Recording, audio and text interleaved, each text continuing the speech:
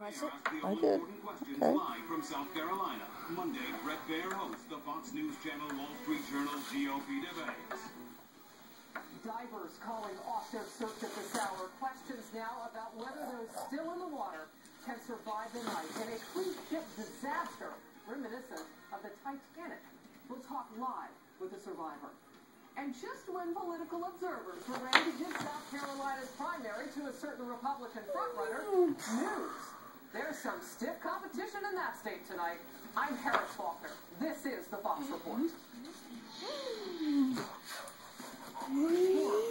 On the high seas, a luxury cruise liner doing the unthinkable, hitting rocks and sinking. That's not happening. That's not happening. Passengers fighting for survival. Fox Report on the desperate search for the missing and the investigation of the ship's captain. Weaving and bombing on the campaign trail, Republican candidates trying to win over South Carolina voters and the road to the White House. In moments, we are live in the Palmetto State with the first in the South primary exactly